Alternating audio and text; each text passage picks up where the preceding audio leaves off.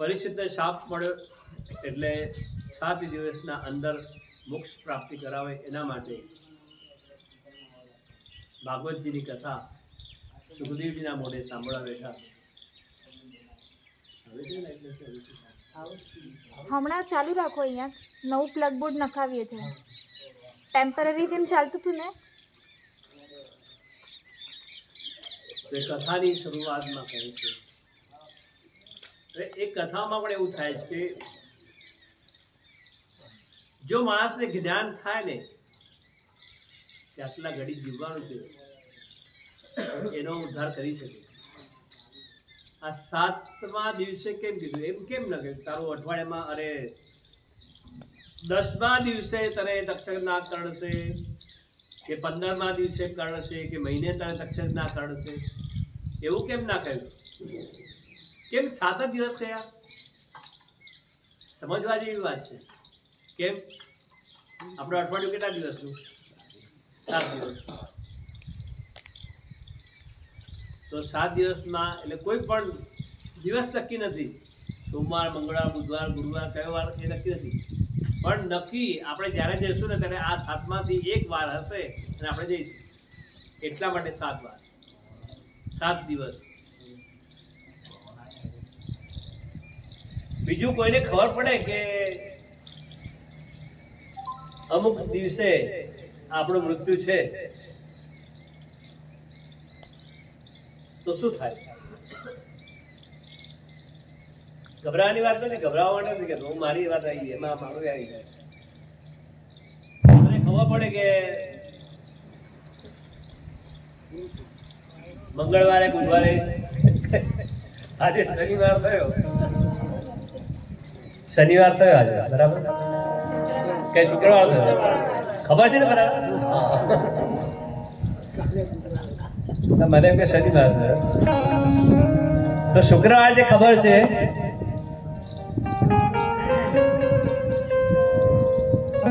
કોઈ આવીને એમ કે ભગવાન આવીને કે ભાઈ આ શુક્રવાર છે, આવતા શુક્રવારે તમે આખા શનિવારે કે શુક્રવાર તું નથી, જે કરવું હોય કરી લે. આપણે શું કરીએ?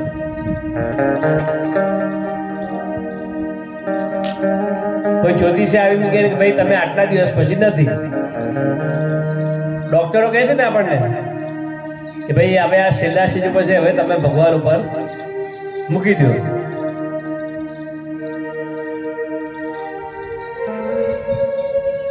આપણા શાસ્ત્રોમાં ઈંધાણીઓ આપી છે બધી. કેટલા દિવસ, કેટલા કલાક, કેટલા મહિના ને કેટલા વર્ષ તમારે જીવવાનું છે. નિશાનીઓ છે જ્યોતિષ શાસ્ત્રની ને દિવ્ય શાસ્ત્રની નિશાનીઓ છે. અમે સાંભળેલું કે 2 આંગળી છે ને આ કાનમાં નાખો, 2 કાનમાં સાથે, અને પછી અવાજ સંભળાય તો બરાબર, ના સંભળાય તો 6 મહિનામાં ઉપર. કથામાં લોકો તરત આંગળા નાખવા માંડશે.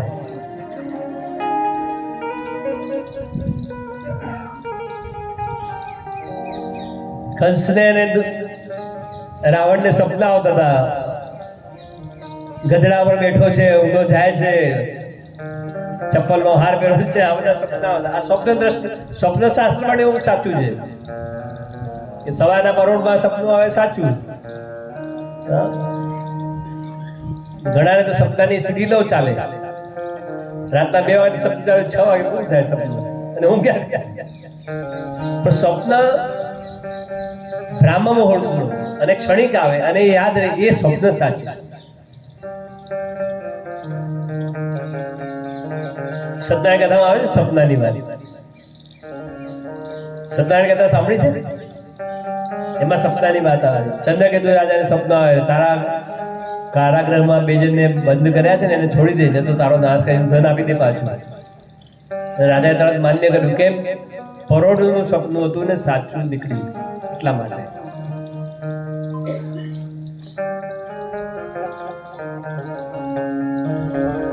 તો ગઈકાલે ભગવાનના અવતાર એટલે જો ખબર પડે મનુષ્યને કે આટલા સમયમાં મારું મૃત્યુ છે, તો દેહનું સાધન કરે અને પરમાત્મામાં લીન થાય. પણ આપણને તો ખબર જ નથી. એટલા માટે 7 દિવસ કે આપણે પણ આ 7 વારમાંથી એક વારમાં જવાનું છે. તો આપણે પણ અત્યારથી તૈયારી ચાલુ રાખો. માણસ તૈયારી ક્યાં નહીં કરે ખબર છે? અહીંયાની તૈયારી કરે છે. જે સાથે નથી આવવાનું એની તૈયારીમાં જિંદગી ભર મહેનત કરે છે. જે સાથે આવવાનું છે એની તૈયારી કરતો. એક શેઠ હતો કરોડપતિ, ઘણી સંપત્તિ હતી એની પાસે. એને ઘણા કથામાં એક દિવસે સાંભળ્યું કે આ બધું સાથે કઈ આવવાનું નથી, બધું અહીંયા મૂકીને જવાનું છે. હૃદયમાં લાગી ગયું, અરે આ બધી મારી કરોડોની સંપત્તિ. મોટી મીટિંગ કરી, મોટા મોટા વિદ્વાનોને બધાને બોલાવ્યા કે મારે આ સંપત્તિ સાથે લઈ જવી છે ઉપર, આટલી મહેનત કરી છે મેં. બધાએ કીધું આ તો સાથે ના આવે, કઈક તો રસ્તો હશે ને. બધાએ વિચારો વિમર્શ કરે છે, રસ્તો શું કાઢવો અને શું જવાબ આપવો. કઈ રીતે આ સંપત્તિ સાથે લઈ જાય. ચર્ચાઓ, વિચારણાઓ, શાસ્ત્રાર્થો બધું થયા કર્યું. એમાં એક એના ઘરનો જ એક માણસ, ઘરમાં કામ કરતો હતો. એ માણસ સામાન્ય પણ બુદ્ધિશાળી. એ શેઠજી મને ખબર છે તમારે સાથે લઈ જવું, મને ખબર છે, એટલે આ બેસ્ટ તને ખબર ના પડે. અરે શેઠજી મને ખબર, કહેવા તો દો. બીજા બધા કીધું કે ભાઈ આ બોલે છે, બોલવા તો દે, શું કે છે સાંભળો એની વાત. નાનાને કોઈ દિવસ નાનો નહીં ગણો, કોઈક વખતે સારી વાત કરી જાય. 100 નું કામ હોય ને બટન ટાંકવાનું, ત્યાં પેલી સોડી કામ કરે, સોડ મોટી ના કરે, 100 બટન ટાંકે. તો કે શેઠજી એક રસ્તો છે કે શું કે આપણે પરદેશ જવું હોય ત્યાં નાણું જુદું ચાલતું હોય. America, Japan, London, Dubai. આ ભારતના પૈસા લઈને ત્યાં જાઓ તો કોઈ દુકાનવાળો લે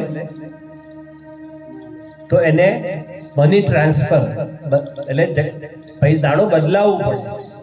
અહીંયાના પૈસા ત્યાં આપીને ત્યાંના જે પૈસા હોય એ આપણે બજારમાં જઈએ એટલે વાપરીએ પ્રેમથી, છૂટથી. ના હોય તો અરે અહીંયા જ તમારા પાસે 500 ની નોટ ને બજાર તમારે લેવા જાવ તો 500 કોઈ છૂટા ના આપે તમને. બરાબર, ખાલી અહીંયાનું નાણું તોય બદલાય, ત્યાં તો ક્યાંથી બદલાય. એટલે એ માણસે કહ્યું કે શેઠજી જ્યાં પરદેશ જઈએ ત્યાં નાણું બદલાવવું પડે, એમ ભગવાનને ત્યાં જઈએ ત્યાં નાણું બદલાવવું પડે. એટલે એ કહ્યું તો કે ત્યાં ધર્મનું નાણું ચાલે છે.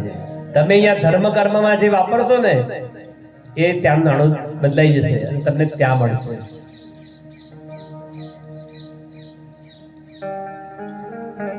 આ જે આવવાનું છે ને અહીંયા હાથી, ઘોડા, જે બી ગાડી બંગલા છે સાથે નથી આવવાનું. એટલે સતમાર્ગે ચાલો, સાચું બોલો, બાકી ખોટું બોલશો ને કોઈ સાથે નહીં આવે. यहाँ के महल चौबारे यही रह जाएंगे सारे, तुम्हारे महल चौबारे यही रह जाएंगे सारे, अकड़ किस बात की प्यारे, अकड़ किस बात की प्यारे, यही सब कुछ भुलाना है सजन रे जो मत खुदा के पास जाना है, न हाथी है न घोड़ा है, वहाँ पैदल ही जाना है सजन रे जो खुदा के पास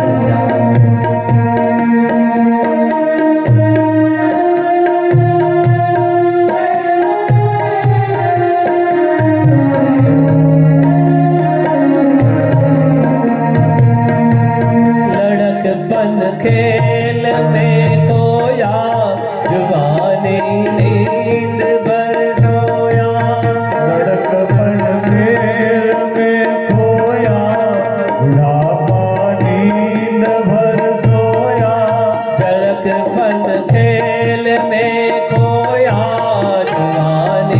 नींद भर सोया खेल में खोया, जवानी नींद भर सोया, बुढ़ापा देख कर रोया, बुढ़ापा देख कर रोया, यही किस्सा पुराना है सजन देखो, खुदा के पास जाना राती है न घोड़ा है, वहाँ पैदल ही जाना है सजन देखो।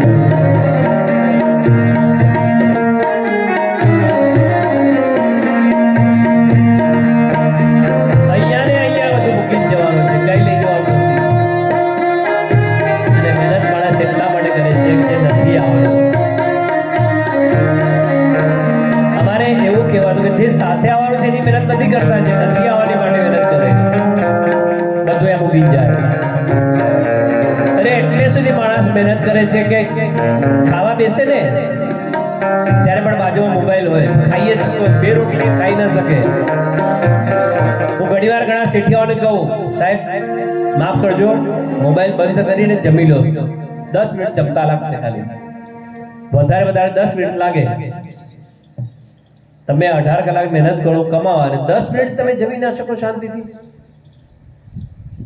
તો ગામડામાં પછી ટીવી ના સામે ગોઠવાઈ જાય, ખાવા બેસે ત્યારે સિરિયલ જોવાની અને ખાવાનું, આમ થોડી આમ લીધો ને આમ રે. એમાં ઓલી આવે સિરિયલ હાવું કંઈક કર્યું, વહુ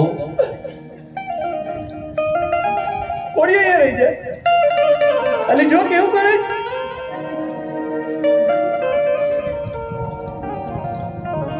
અલ્યા પણ એ લોકો તો પૈસા કમાય છે અને તમે ઓલો ખોટું રોડાવે ને તમે રોયા કરો.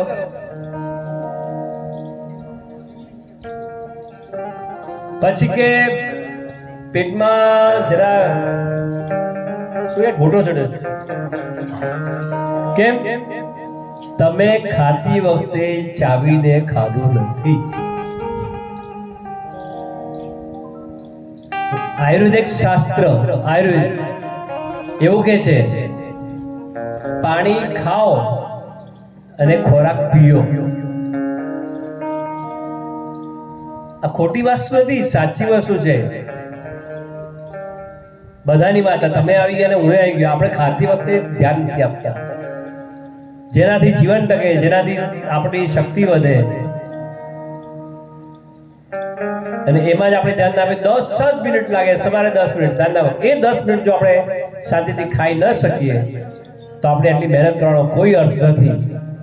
ટીવી બંધ કરી દો, બધું બંધ કરી દો, ખાતી વખતે બધા ભેગા મળીને ઘરના સાથે મળીને ખાઓ, એમાં પ્રેમ વધશે. ઘરની જે ડિસ્કસ વાત કરવી હોય ને તો એ વખતે કરો.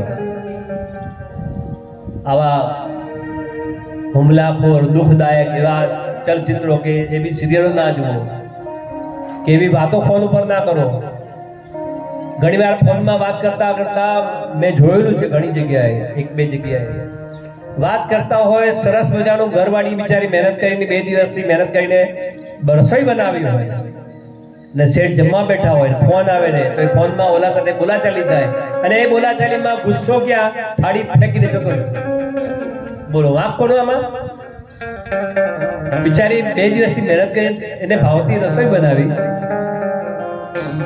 અને સામેવાળી પાર્ટી જોડે તમારે ઝઘડો થયો તો તમે ખાવાનું મૂકી દો. એટલા માટે ફોન, ટીવી બધાથી દૂર, 10 મિનિટ શાંતિથી. આપણે પાંડુરંગ શાસ્ત્રીના જે લોકો અનુયાયી હોય એ લોકોને ખબર છે, યોગેશ્વર વાળા જમવા બેસે, પલાઠી વાળી નીચે બેસે, સરસ મજાના બધા ઘરના બેસે સાથે, થાળી પીરસાઈ જાય, સાથે પ્રાર્થના કરે, બોલે, ભગવાનને અર્પણ કરે કે ભગવાન તારી દયાથી અમને મળ્યું છે, અમે ખાઈએ છીએ, તારો ઉપકાર છે. જેને જેને આપણને જે વસ્તુ આપી એનો ઉપકાર માની અને પછી આપણે એ અન્નનો અંગીકાર કરીએ છીએ, અને શાંતિથી બેસીને વાતો કરતા કરતા, હસાઈ મજાકની પહેલા ખબર છે બ્રાહ્મણોને જમાડતા ને ત્યારે બ્રાહ્મણો શ્લોકો બોલતા પંગતમાં, અને એ વખતે અમે સાંભળેલું કે વડવાઓ જે હોય ને વડીલો એ જાહેર કરે જે શ્લોક બોલશે એને હું આપીશ, શ્લોક બોલે અપાવે, પછી 2 લાડુ ખાઈને આટલા આપીશ, 5 લાડુ ખાઈને આટલા આપીશ, આવું બધું થતું. અત્યારે લાડુની સાઈઝ જ આવડી થઈ ગઈ.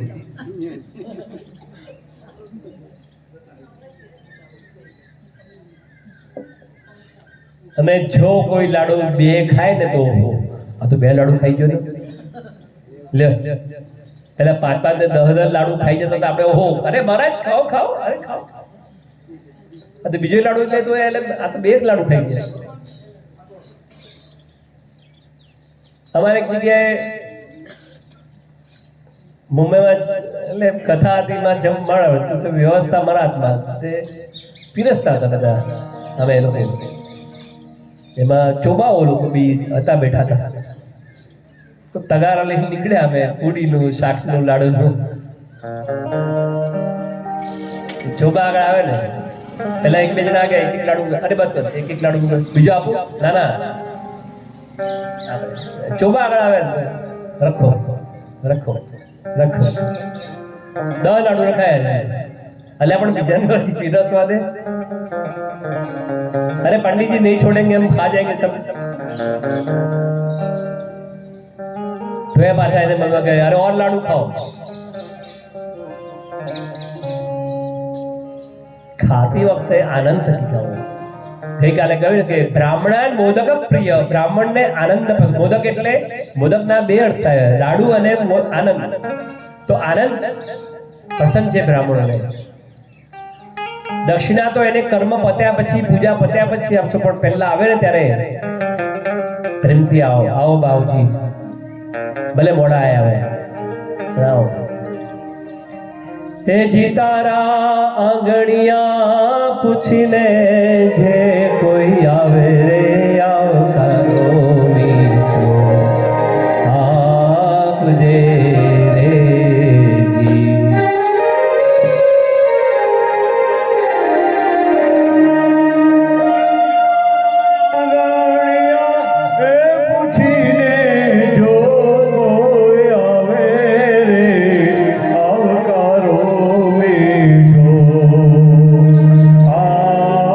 Yeah.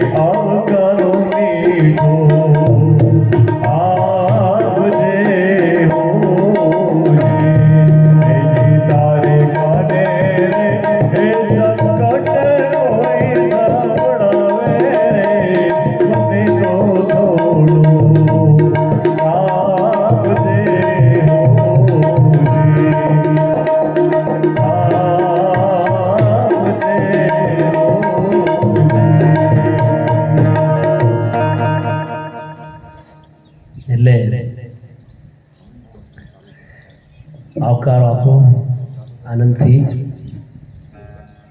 કહેવા જઈએ તો બધું ઘણી બધી વસ્તુ છે જીવનના અંદર. સવારના ઉઠીને રાત્રે સૂઈએ ત્યાં સુધી જે દેવતાઓએ ઋષિમુનિઓએ જે આપણા માટે વ્યવસ્થા કરી છે ને, આટલા વાગે ઉઠવું આ કરવું, આટલા વાગે ઉઠવું આ કરવું,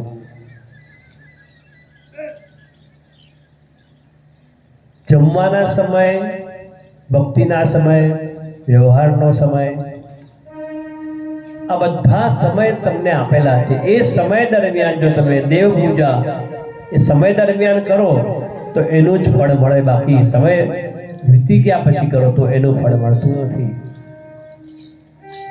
સવારના 10 થી 12 વચ્ચે તમારા શરીરમાં જઠરાગ્નિ પ્રદીપ્ત થાય. 10 થી 12, 12:30 સુધી એ જઠરાગ્નિ પ્રદીપ્ત હોય ત્યારે તમે અંદર જમો એટલે તમારો જે અન્ન અંદર જાય પેટમાં તો એ પચીને સરસ પાચન ક્રિયા સારામાં સારી થાય.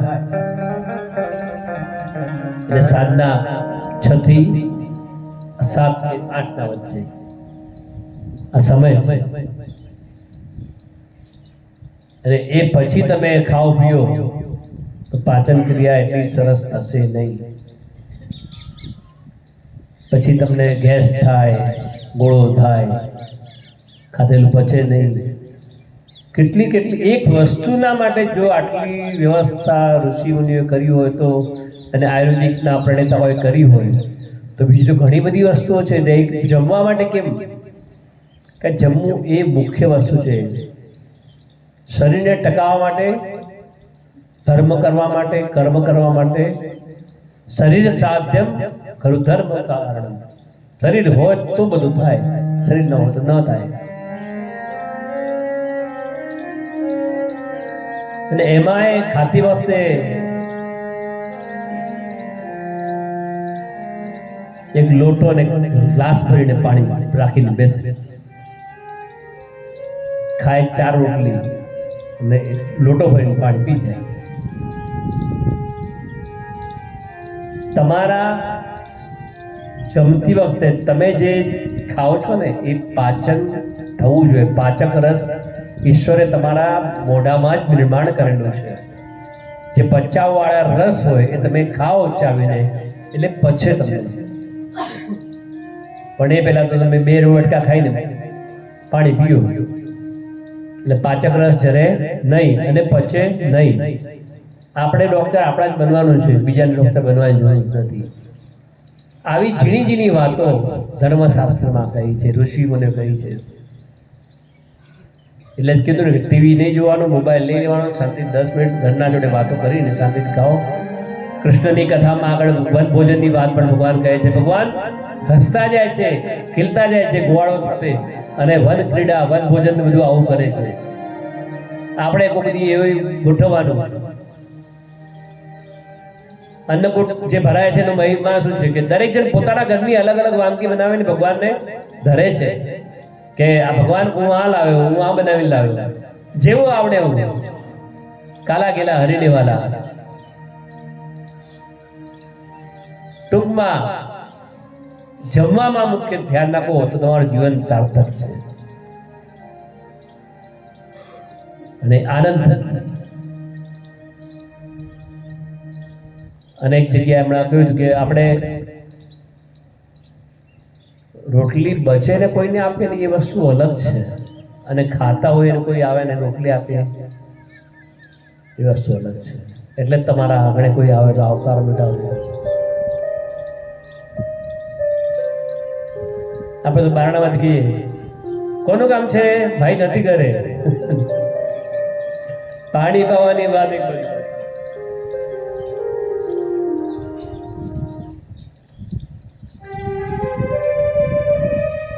તો આ રીતે જીવનના જે રસ્તા છે એ પ્રેમથી કરવા.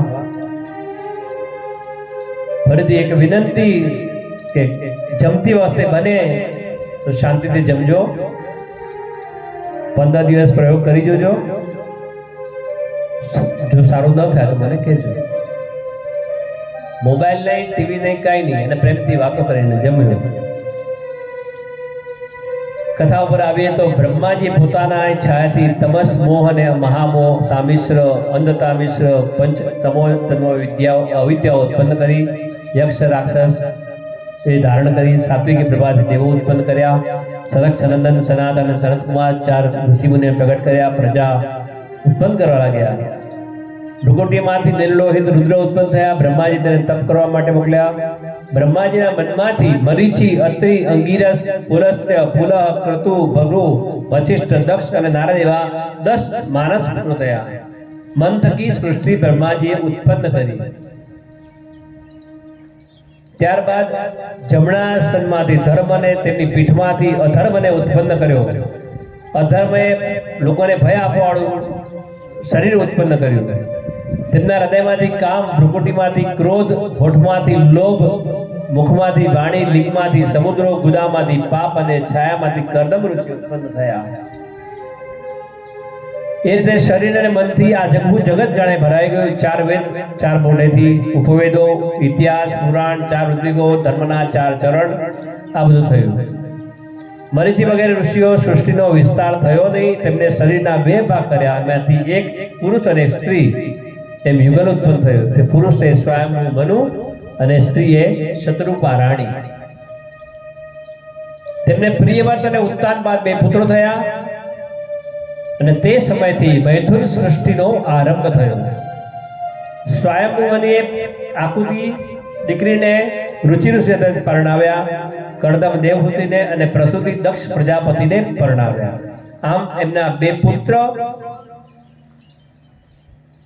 તમને કોઈ કથાઓ પૂછે કે આપણે સૃષ્ટિની ઉત્પત્તિ શરૂઆત કોનાથી થઈ? મૈથુન સૃષ્ટિ જે પતિ પત્નીના જોડાથી ઉત્પન્ન થાય તો આપણે માથું ખંજવાળીએ. પણ હું તમને પાપ કરાવી દઉં કે કયા રૂપ? મનુ અને શત્રુપા રાણી. યાદ રાખજો, મનુ અને શત્રુપા રાણી એમના 2 પુત્ર પ્રિયવ્રત અને ઉત્તાનપાદ. 3 દીકરી રુચિ, દેવહૂતિ અને પ્રસૂતિ. અને એમાં જે સ્વયંભૂએ આકુતિ જે દીકરી હતી એ રુચિ ઋષિને પરણાવ્યા. દેવહૂતિ કરદમ ઋષિને પરણાવ્યા. અને પ્રસૂતિ દક્ષ પ્રજાપતિને. 3 દીકરીમાંથી 2 દીકરીની વાત આપણને યાદ રહે. કેમ કે આપણે એની કથા થોડી ખબર છે. યાદ કરો. દેવહૂતિ કરદમ ઋષિને પરણાવ્યા. સિદ્ધપુર કોઈ ગયા હશે, માતૃગયા કરી હશે, કે તો સાંભળી હશે, બરાબર? એ દેવહૂતિ ને કરદમ ઋષિને ત્યાં કપિલ ભગવાનનો જન્મ થયો. અને એ કપિલ ભગવાને માતાને મોક્ષની ગતિ આપી હતી. અને માતાએ દેવહૂતિએ માંગ્યું હતું કે સંસારમાં કોઈ પણ પુત્ર એની માનું શ્રાદ્ધ અહીંયા કરે તો એની માને મોક્ષ મળે. એટલે આપણે સસ્તું ભાડું ને સિદ્ધપુરની જાત્રા. યાદ રહે ને આ દેવહૂતિ માતા. હવે બીજી વાત, પ્રસૂતિ એ દક્ષને પરણાવ્યા. દક્ષ એટલે દેવતાઓનો પ્રજાપતિ, મુખ્ય. બહુ સદગુણો તો હોય પણ એક અવગુણ હોય ને એનો નાશ કરવાનો. સદગુણ બધા હતા પણ એક અવગુણ કયો? અહમ, હું જ કંઈક છું. અને એ દક્ષિણે ત્યાં, પ્રસૂતિને ત્યાં જન્મ્યા એ સતી, જે શિવજી સાથે પરણાવ્યા હતા.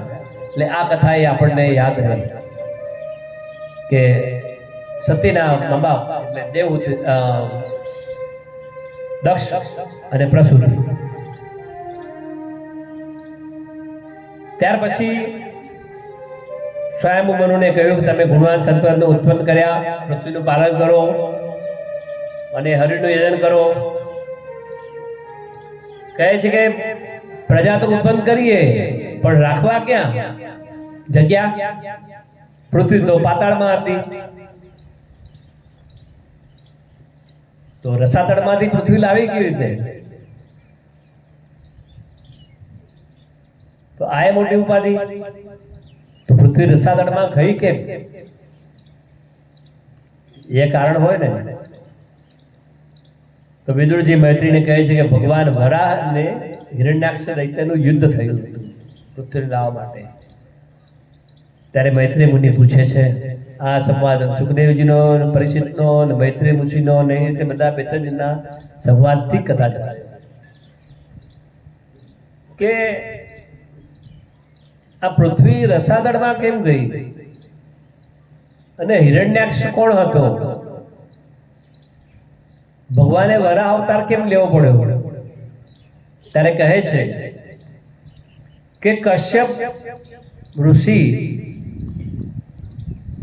એ પણ આપણે યાદ દેવો. કશ્યપ ઋષિ એટલે સૌથી મુખ્ય ઋષિ. ઘણીવાર પૂજા કરતા હોય ત્યારે બ્રાહ્મણ પૂછે તમારું ગોત્ર બોલો. ગોત્ર આપણને ખબર ના હોય ત્યારે બ્રાહ્મણ એમ કે કશ્યપ ગોત્ર ઉત્પન્ન બોલો. કૌશ્યપ ઋષિનું નામ બોલીએ એટલે બધા એમાં આવી જાય. કારણ કે એમના વંશજ બધા છે. એમને બે પત્નીઓ દિતિ અને અદિતિ, બંને બરાબર છે, પણ એમાં જે દિતિ છે એ થોડીક કામાતુર એવી છે, સત્વ ગુણ ઓછા છે, રજોગુણ વધારે છે. અને અદિતિ છે એનામાં સત્વગુણ વધારે છે, રજોગુણ ઓછા છે, ભક્તિ ભાવમાં એ વધારે છે. એટલે એને સંતાનો પણ એવા જ થાય. સંધ્યાકાળના સમયે એ દિતિએ માગણી કરી, ઋષિએ એની ઈચ્છા પૂરી કરી, પણ પછી ઋષિએ એને પણ પસ્તાવો હતો. ત્યારે ઋષિએ કહ્યું કે સંધ્યાકાળનો સમય અને સૂર્ય ઉદયનો સમય આ ભગવાનનો સમય છે. એ સમયે એટલે સુધી લખ્યું છે શાસ્ત્રમાં કે મલમૂત્રનો ત્યાગ કે જમવું પણ નહીં, આ વસ્તુનો પણ ત્યાગ. એ વખતે સંધ્યાકાળે દીવો કરવો, અગરબત્તી કરીને 20 મિનિટ ભગવાનનું ધ્યાન સ્મરણ પૂજન કરવું. દૈહિક કોઈ સંસારિક ક્રિયા નહીં કરવી.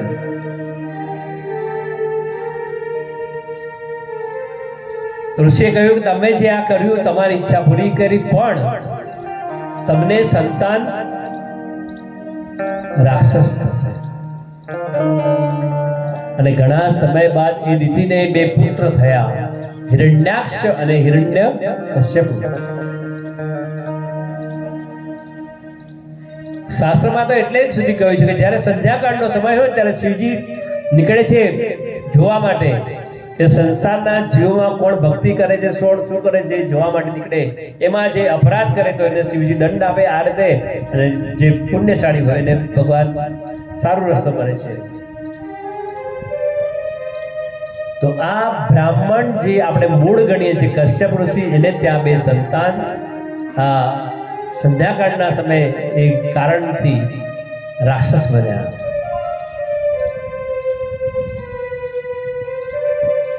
ત્યારે કોઈએ એવો બી સવાલ કર્યો કે આ બ્રાહ્મણને ત્યારે આટલા પવિત્ર ને ત્યાં રાક્ષસ કેમ થયા? તો એનો પણ પૂર્વ અનુસંધાન બતાવ્યું છે કે એક વાર સનક, સનંદન, સનાતન અને સતકુમાર, જેની ઉંમર 8 જ વર્ષ, વધારે નહીં ને ઓછી નહીં, ભગવાનના દર્શન કરવા માટે વૈકુંઠમાં આવ્યા. ત્યારે એમના પાર્ષદ જય અને વિજયભાઈ તો છે આપણી પાસે, જયનંદ.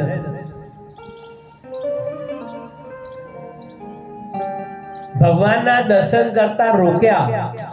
એ છોકરાઓ દેખાય, છોકરાઓ, પણ આ તો જ્ઞાન વૃદ્ધ હતા, હમણાં દર્શન કરવા નહીં મળે. ત્યારે તપસ્વી હતા, પણ છતાંય કીધું ને બ્રાહ્મણભાઈ ને ક્ષત્રિયને સવારે જે વાત થઈ કે બ્રાહ્મણ ને ક્ષત્રિય ગુસ્સો જલ્દી આવી જાય. હા, દેસાઈ પટેલ એટલે ક્ષત્રિય જ કેવા હો તમે, બરાબર કે નહીં? ક્ષત્રિય જોશ આવી જાય. ને બ્રાહ્મણભાઈ એ કહ્યું ને બ્રહ્મા ભગવાનની છાતીમાં લાત મારી હતી ભૃગુ ઋષિએ, ગુસ્સો તો જલ્દી આવી જાય. અને સાચા માણસને જ ગુસ્સો આવે, ખોટા ગુસ્સો ના આવે. તો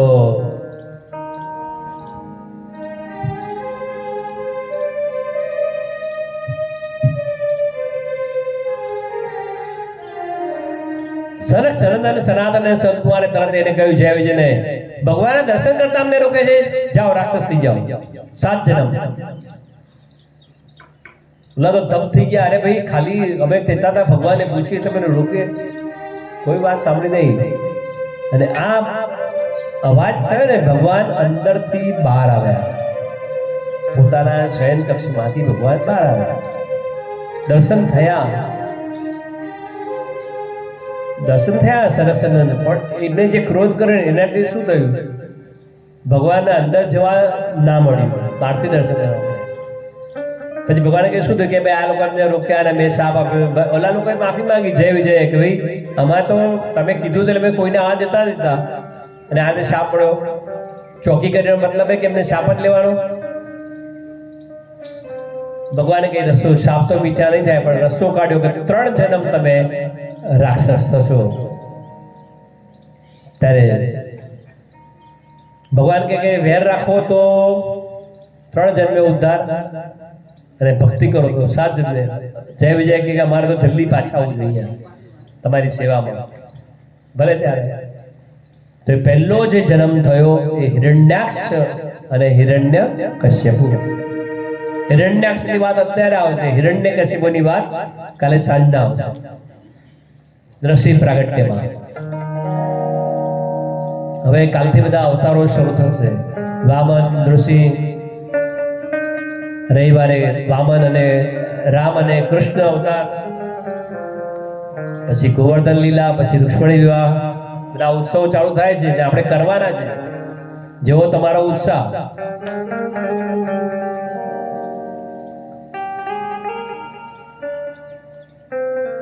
તો એ પૃથ્વી જે હિરણ્યાક્ષ લઈ ગયો હતો, તપ કરીને સિદ્ધિ મેળવી હતી, લઈ ગયો હતો સમુદ્રમાં. એને લેવા માટે ભગવાને બ્રહ્માજી છેક ખાદીમાંથી પુરાનાનું સ્વરૂપ પ્રગટ થયું અને ભગવાન જોતા મોટું થયું, સમુદ્રમાં ગયા. ત્યાં કામે શું હતું? પૃથ્વીને બહાર લાવવાનું. પૃથ્વીને બહાર લાવી એટલે બહાર લઈને આવતા હતા, એટલામાં તો ઓલો હિરણ્યાક્ષ એટલી ગાળો દેવા લાગ્યો, એ કોણ ભાગી જાય છે ને આમ કેટલું બધું બોલવા લાગ્યો. ભગવાને વિચાર કર્યો આને જવાબ આપી તો પૃથ્વી પડી જશે. જવાબ આપ્યો જ નહીં. પહેલું કામ શું કર્યું? પૃથ્વી લાવીને સમુદ્ર પર સ્થિર કરી. ભગવાને આપણને શીખવાડ્યું કે કોઈ ગમે તે કામ કરતા હોય ને, જે આપણે લક્ષ્ય લીધું હોય એ લક્ષ્ય પૂરું ના થાય ત્યાં સુધી ગમે તે લોકો બોલે સાંભળવાનું નહીં. તો તમે તમારા લક્ષ્ય સુધી પહોંચી શકો. પણ જો સામે જવાબ દેવા ગયા તો તમે લક્ષ્ય સુધી પહોંચી નહીં શકો. અમારે તો ઘણા પ્રસંગો એવા બને છે, અને હું તો જે છે ને અહીંયા વ્યાસપીઠમાંથી સાચું બોલવાનું, ખોટું બોલવાનું નહીં, સાચું જ બોલવાનું એટલે કહું.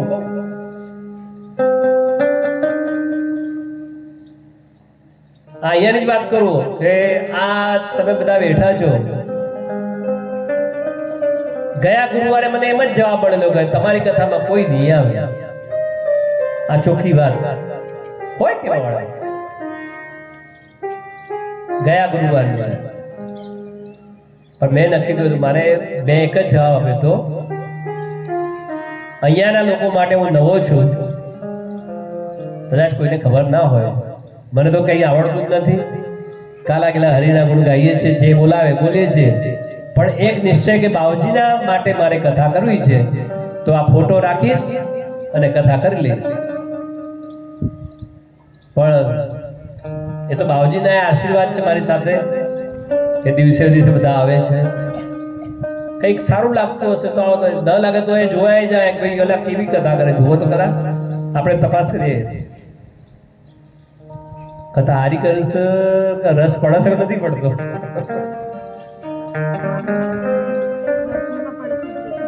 એટલે તમારો જે નિશ્ચય છે ને એ દ્રઢ રાખો. કોઈ ગમે તે બોલે, હાથી ચલત હૈ અપને ગત કો, કૂતરા ભૂકત વાકો ભૂકવા દે. હાથી જ પોતાની ચાલે ચાલે, ગામમાં કૂતરાઓ જો પાછળ પછવા લાગે છે, પણ હાથી રૂકે છે? એ પાછળ લડાઈ કરવા જાય નહીં, તો જ હાથી બોલે. તે વરાહ ભગવાન આપણને એ શીખવાડે છે. આ ભગવાનના અવતારો અને ચરિત્ર એટલા માટે છે કે મનુષ્ય એના પરથી કંઈક શીખે, જીવનમાં લે. તો આપણે એ શીખ્યા, કોઈ ગમે તે કરે પણ આપણે આપણું લક્ષ્ય પૂરું કરીને જ જમવું. યા હોમ કરીને પડો ફતેહ છે આજે. પછી ભગવાને સ્થિર કરીને પૃથ્વી પછી કે બા આવો. શું કહેતો તો? એક પછી એક જવાબ ભગવાને જે સવાલ કર્યા જવાબ આપવા લાગે ભગવાન. પછી વાતો ઉપરથી ગાળાગાળી, પછી એના પછી આમ થાય, છેલ્લે પછી મારા અને એનો ઉદ્ધાર કર્યો ભગવાને.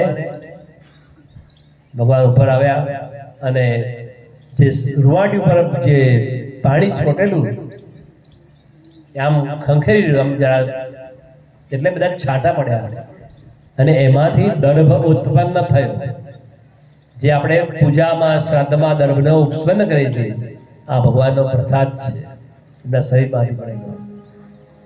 દેવતાએ પુષ્પની વૃષ્ટિ કરી, જય જયકાર કર્યો. બોલીએ વરાહ ભગવાન કી જય. ત્યારબાદ મનુ અને શત્રુપા રાણી એમની દેહૂતિ પરણાવે એની વાત કરે છે. તો કરદમ ઋષિજી હતા ને, એ તપ કરતા હતા. નવાઈ લાગશે, 10,000 વર્ષ સુધી તપ કર્યું. કરદમ ઋષિએ 10,000 વર્ષ સુધી તપ કર્યું. શેના માટે? સારી પત્ની મળે એના માટે. આપણને કહ્યું કે 1 મહિનો જપ કરો, સારી પત્ની મળે કે સારો વર મળે. ભાઈઓ તો નહીં ખબર, બહેનો તો બિચારી ગોર્યો ને આ ને કાંઈ અપવાસ કર્યા કરે, સારો વર મળે. સારી કન્યાને શું કહેવાય? સુકન્યા. અને હારા વરને શું કહેવાય? ના કહેવાય.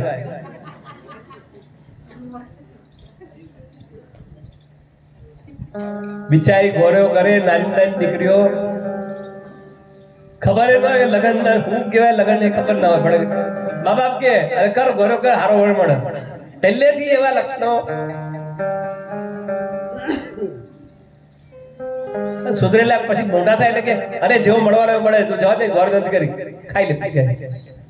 પછી પેલા બરાબર મળે નહીં ને, ત્યારે કે તે ગોળમાં કઈ ગડબડ કરી લાગે છે, સાદું લાગે છે, તને હારો વર ન મળે. પેલા ચોખા, આખા ચોખાથી પૂજા કરી શકે કે તમે, મેં તો આખા ચોખાથી પૂજા કરી તો હારો વર મળે.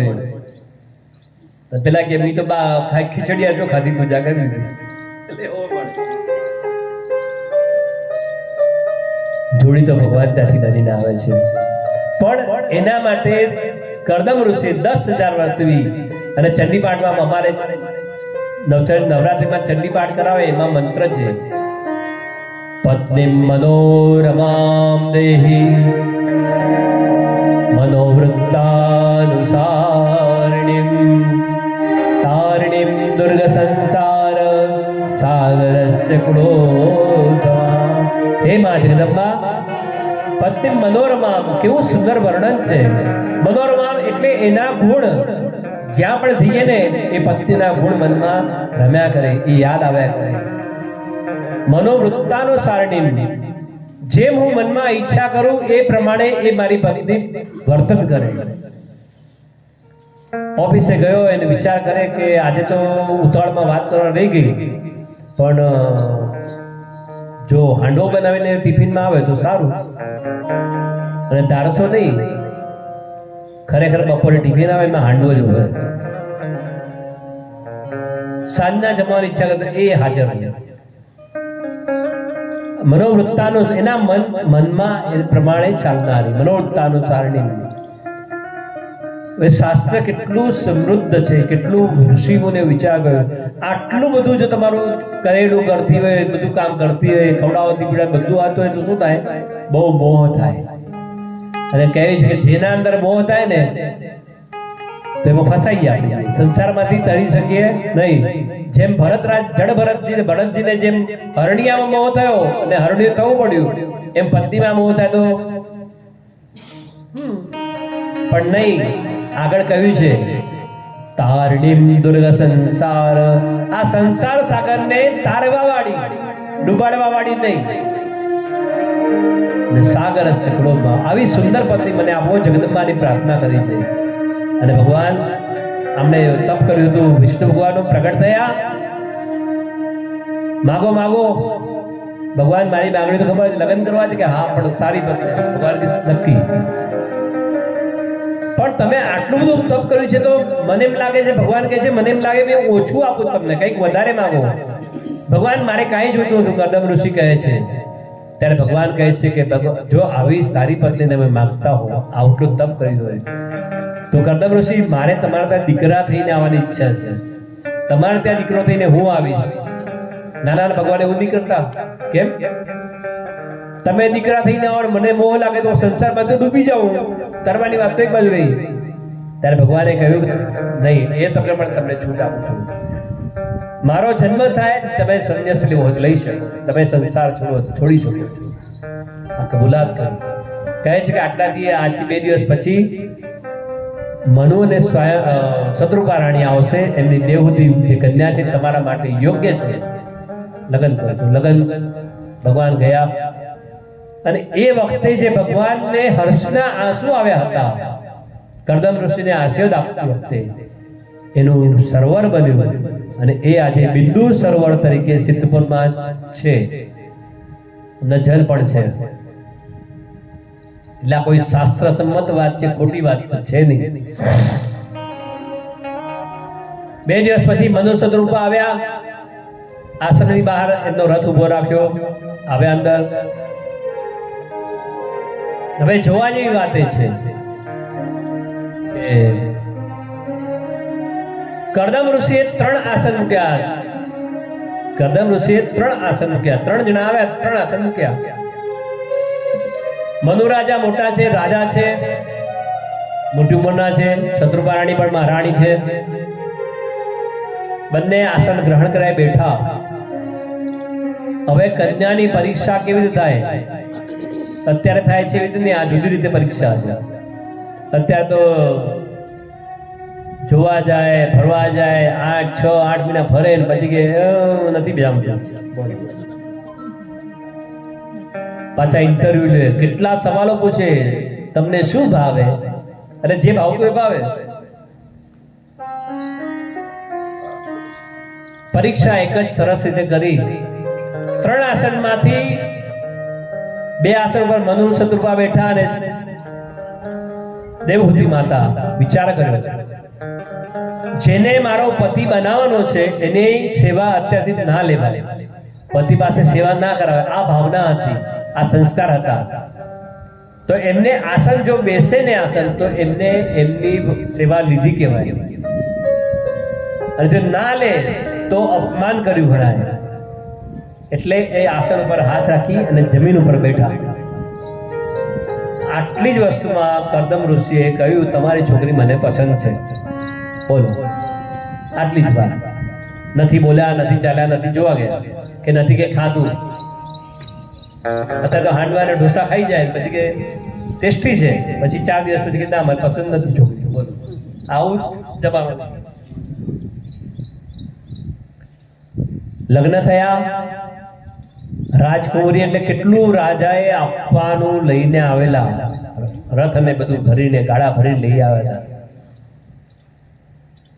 કર્દમ ઋષિ કહે છે અહીંયા કબાટ નથી, ઘર નથી, ઝૂંપડું છે, તમે આપો એ વસ્તુ મને ક્યાં કામ લાગશે?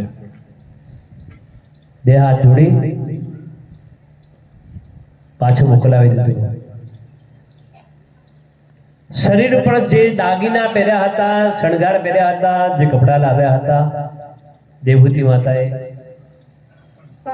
એ કપડામાં જ સ્વીકારી લીધા.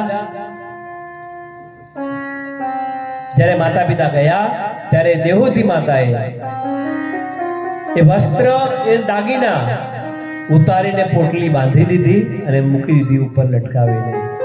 અને સાદી સાડી જે ઋષિ પત્નીને શોભે એવી પહેરી. આટલા સદગુણથી ભરેલા હતા. જેમ જેમ સમય વીતતો ગયો એમ એ દેવહૂતિ માતા એમની સેવામાં લાગેલા. યજ્ઞો કાર્ય એકલા હાથે કરતા હતા, બધું સફાઈ કરે, બધું કરીને બધું કરતા હતા. એની જગ્યાએ આજે એ સેવા બધી દેવહૂતિ માતાએ સ્વીકારી લીધી. એટલી સેવા કરી કે કરદમ ઋષિ ઉઠે નાઈને આવે ને સેવામાં જ્યારે યજ્ઞ કરવા બેસે ને બધી આહુતિ બધી વસ્તુ તૈયાર હોય, લીપેલું ગાયના છાણથી બધું તૈયાર હોય. અને આવી સગવડ મળે તો એ તપ વધારે, યજ્ઞો વધારે કરવા લાગ્યા. અને એમાં ને એમાં એ ભૂલી ગયા કે લગ્ન થયા છે. એટલે સુધી એમને ખ્યાલ જ ના રહ્યો કે એમ થાય કે મને કોઈ બધું આપી દે છે, કોણ છે ખબર જ નથી. એકવાર ઘણા સમય પછી એકવાર જ્યારે અગ્નિની આહુતિ આપતા હતા, પાત્રમાં ઘી ઓછું થયું. પાત્રમાં ઘી ઓછું થયું એટલે આહુતિ ચાલુ હતી, ગણતરી એની હતી. અને આમ જોવા જાય તો એટલામાં તો ઘી એમાં ઉમેરાયું પાત્રમાં. અને એ વખતે એની નજર પડી તો કોઈ સ્ત્રીનો હાથ. થોડીક વાર તો વિચાર આવે મારા આશ્રમમાં કોણ આ સેવા કરે છે પણ દેખાતા નતા, એટલે ખબર પડે હાથ દેખાયો. અને ત્યારે યાદ આવ્યું કે હું તો તપમાં એટલો લાગી ગયો તો યજ્ઞમાં કે મને ખ્યાલ જ નથી મારા લગ્ન થયા છે. યજ્ઞ કાર્ય પોતાનું અનુષ્ઠાન પૂરું થયું ત્યારે કરદમ ઋષિએ ક્ષમા યાચના કરી કે દેવી મને માફ કરો, હું ભૂલી ગયો હતો મારા અનુષ્ઠાનમાં.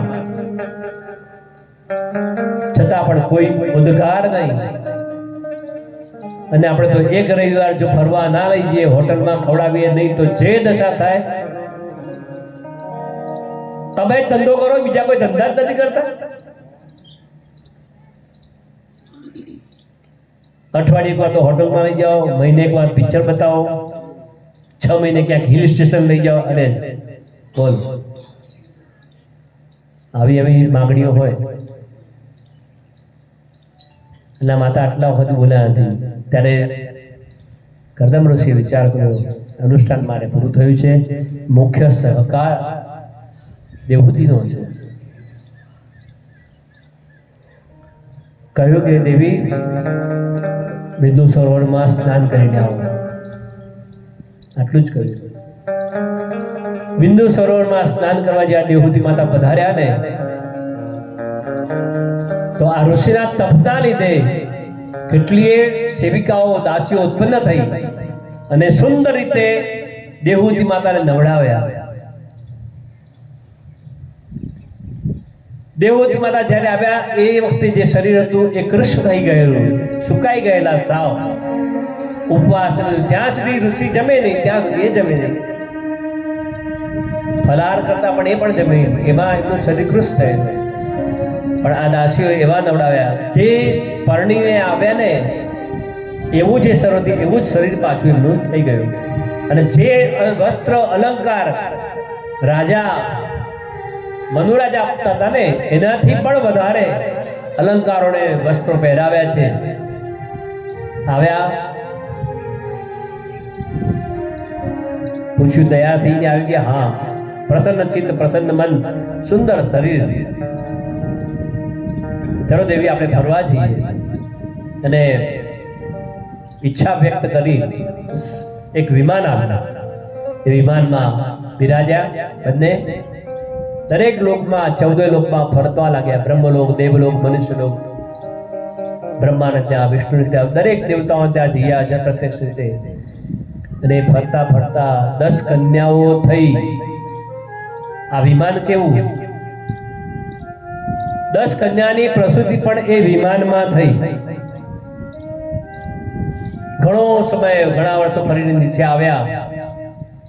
પ્રસન્ન ચિત્ત હતા બંને. ત્યારે કરદમ ઋષિ કહે છે કે હવે મને રજા આપો છો? ત્યારે દેવહૂતિ માતા કહે છે કોકને એક દીકરી પરણાવવાની હોય તો એ ચિંતા હોય, આ તો 10 પરણાવવાની, ક્યાં પરણાવું? એટલે દીકરીને પરણાવો અને એક છોકરો મારું ધ્યાન રાખે ત્યાર પછી તમે જાઓ, કોઈ ના નથી.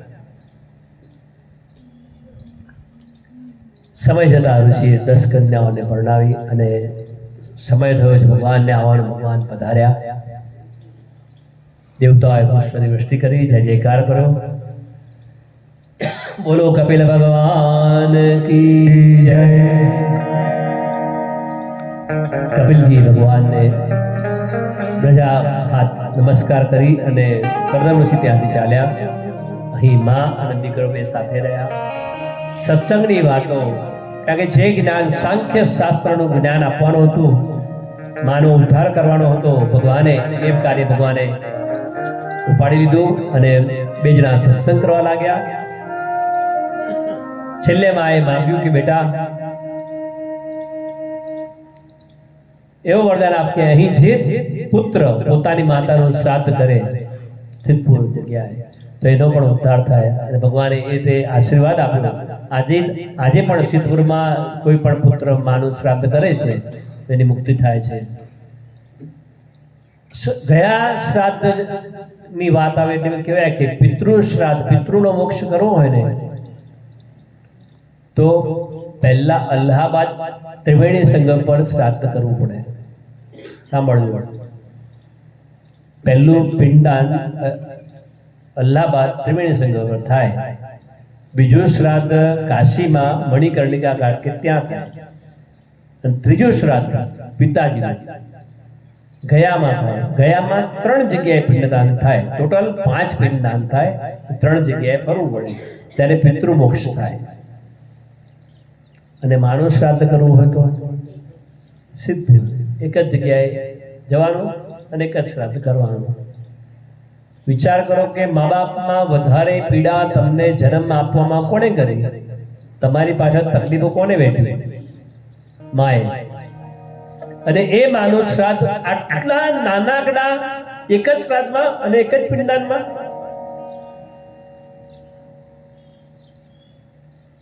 અને બાપે માં કરતા ઓછી તકલીફ લીધી છે. અને બાપના શ્રાદ્ધ પિંડદાન માટે આપણે 3 જગ્યાએ 5 પિંડદાન કરો ત્યારે એ મુક્તિ થાય. પિતૃ ઋણમાંથી ને માતૃ ઋણમાંથી મુક્ત થવા માટે. અને આ જે છોકરો જો મા બાપને તે છે ને તો કેટલું દુઃખ થાય મા બાપને. બીજું કઈ ન કરો, જીવતા એને સુખ આપો ને. મર્યા પછી કઈ નહીં કરતા, જીવતા એને સુખ આપો.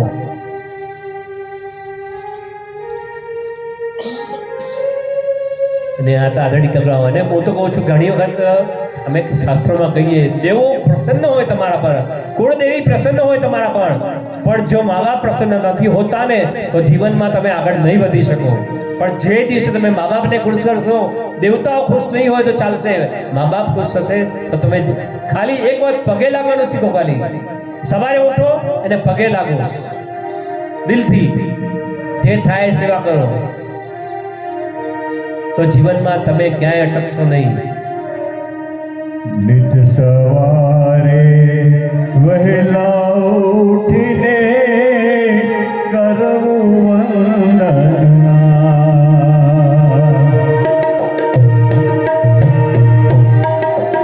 પહેલા રે માતા પછી રે પિતા, પહેલા રે માતા પછી રે પિતા, પછી ઘરના કામ કરવા.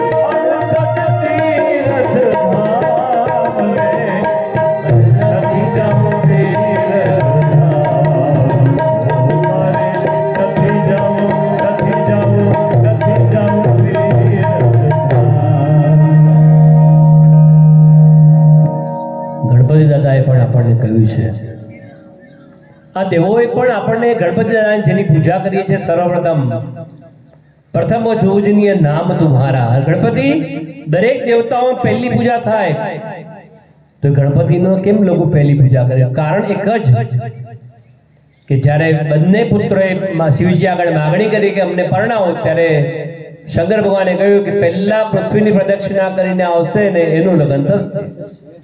એટલે કાર્તિક સ્વામી તો મોર ઉપર બેસીને ઉડ્યા.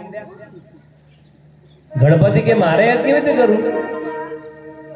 ઉંદરડું ત્યારે આવીશ પ્રદક્ષિણા કરીને. પણ શાસ્ત્રનો વિચાર કર્યો કે જે બાળક માતા પિતાની સેવા કરે છે ને એને 68 તીર્થનું ફળ મળે છે. માતા પિતાના ચરણોમાં છે 68 તીર્થ ધામ. એટલે ગણપતિએ કહ્યું બાપા બેહો અહીંયા. પાર્વતી માતાજી બેહમાં. ભગવાન વિચાર કરે કે આ ગણપતિને હું સૂચવ્યું છે. એક તો કાયા, પાછું ઉંદરડું, ઓલો કાર્તિક તો ગયો 180 ની સ્પીડમાં ગાડી લઈને. પણ ખબર હતી કે આ બુદ્ધિશાળી છે બહુ. બંનેની પૂજા કરીને 7 પ્રદક્ષિણા કરીને કે હવે મને પરણાવો. ભગવાન કે લે આ અહીંયા જ છે તું. બોલો તો ગયો છે, અડધે પહોંચ્યો જ નહીં હોય કે મેં તો હાથ કરી, એક નહીં હાથ કરી પ્રદક્ષિણા. યાદ કરો શાસ્ત્રનું પ્રમાણ. ભગવાન કે આ બેટો દીકડો બરાબર. હાલો પાર્વતી હવે કંઈક કરીએ આના માટે. વિશ્વરૂપની ઘરમાંની 2 દીકરીઓ સિદ્ધિ ને સિદ્ધિ કામ એવું કર્યું ને, એક નહીં 2, 1 get 1 free. 2 દીકરીઓ જોડે પરણાયા. વાસ્તે ગાસ્તે સમય થયો ગયો. 2 દીકરા થયા. લક્ષ્ય લાભ. 5 જણા બધા પ્રેમથી રહે છે. અહીંયા કાર્તિક સ્વામી પ્રદક્ષિણા કરતા કરતા સાઉથ સુધી પહોંચ્યા. નારજી આવે, નારાયણ નારાયણ, કેમ છો? કેટલી પ્રદક્ષિણા? બસ હવે પહોંચ્યો જ કૈલાસ. આપણા સાઉથમાં પહોંચ્યા હતા, દક્ષિણમાં. કૈલાસ આવતા કેટલી વાર? તમને કઈ ખબર છે નારાજી કે શું? ગણપતિ ને 2 છોકરીઓ જોડે પરણાવ્યા. હે 2 છોકરા થયા. શું વાત કરો છો?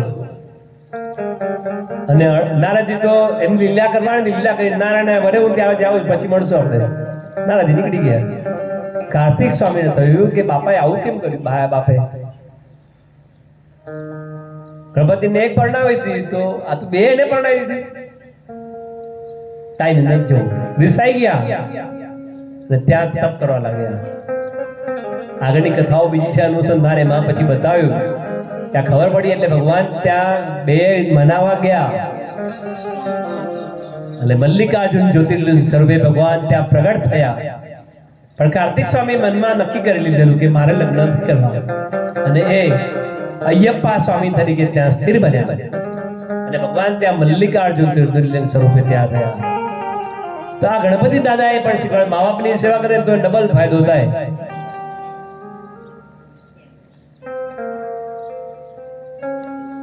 તો મા બાપની સેવાનું આટલું પુણ્ય છે.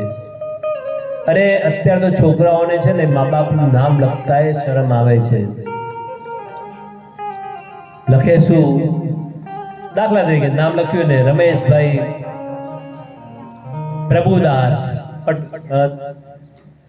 દરજી કે જે બી હોય નામ, રમેશભાઈ પ્રભુદાસ દરજી. પણ ઓલો પ્રભુદાસ એટલે કેવું નામ લાગે બાપાનું નામ? હું તો મોટો કોલેજર, મોટો સાહેબ, આઈટી ઓફિસર હોય તો શું લખે? રમેશ પી દરજી. પી પ્રભુદાસ ગયા અને પી થઈ ગયા. બાપાનું નામે ઉડી ગયું, ખાલી એક અક્ષર આવી ગયું. તો કોક વાર લોચો થયા.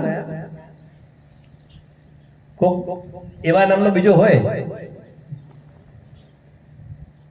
રમેશભાઈ પુંજાલાલ દરજી હોય, ડાભી હોય તો ઇંગ્લિશમાં શું લખાય? પછી રમેશભાઈ પી ડી, ઓલા એપીડી ને આ એપીડી. દરજી લખતા શરમ આવે કે ફલાણા ડાબી લખતા શરમ આવે એટલે પછી ડી લખી નાખી. પછી જોઈએ ત્યારે પણ આ કોણ છે.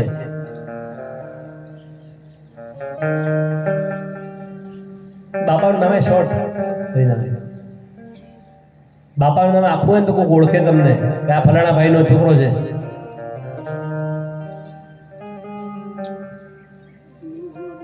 બીજા દાખલાની વાત કરીએ, આપણે કથામાં આપણો દાખલો આપવાનો. એક જાહેરાત ખબર પડી, નામ લખેલું મારું. એક વ્યક્તિનો ફોન આવ્યો કે હું 10 વર્ષનો હતો ત્યારે જયસિંહ બાવજીની કથા હતી ફરણી ગામમાં, ત્યાં ગિરિજાશંકર કાકાની સપ્તાહ હતી. તમે એ જ છો કે બીજા છો, એમના દીકરા છો? કીધું હા ભાઈ. કે તમારું આખું નામ લખેલું હતું ને એટલે ખબર પડી. આટલા વર્ષે કોઈ માણસને નામ યાદ છે એ આપણે, એની ઉંમર 10 વર્ષની હતી. આજે એમની ઉંમર 75 વર્ષની છે. મને વાત કરી, મારે પોતે 75 યર્સ રનિંગ છે, અહીંયા રહું છું, આવી 1 દિવસ કથામાં. પણ કે તમારે મને નામ ખાલી આ સાંભળ્યું ને થયું કે ગિરિજાશંકર શાસ્ત્રીની કથા મેં 10 વર્ષનો ત્યારે સાંભળી હતી. આ પોતાના અનુભવ છે એટલે બાપનું નામ તો આખું રાખવાનું, અને ગાજે ને એવું રાખવાનું, આગળ ચાલે. આપણી પેઢીએ યાદ કરે કે આ ફલાણા છે, પણ પી ને ટી ને જી ને બધું કહી નાખો એટલે ગયું કામ.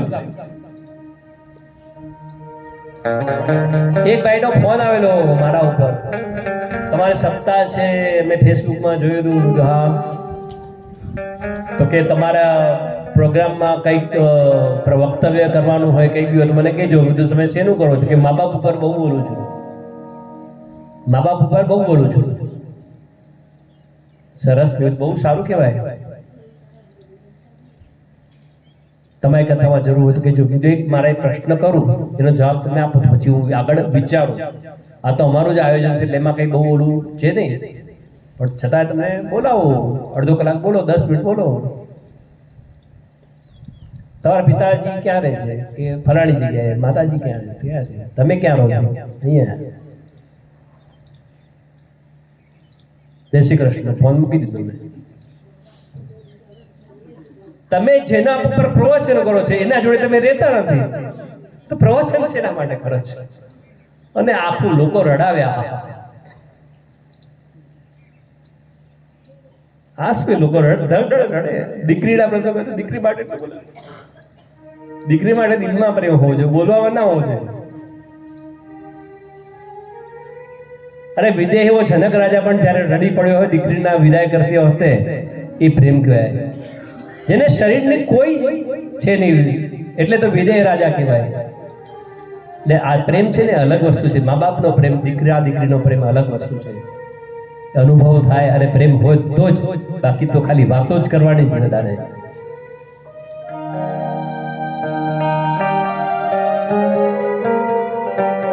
આ માનો ઉદ્ધાર કર્યો કપિલ દેવે. બોલીએ કપિલ ભગવાન કી જય. 15 મિનિટ આપણે બ્રેક, પછી આગળની કથા શરૂ કરીએ.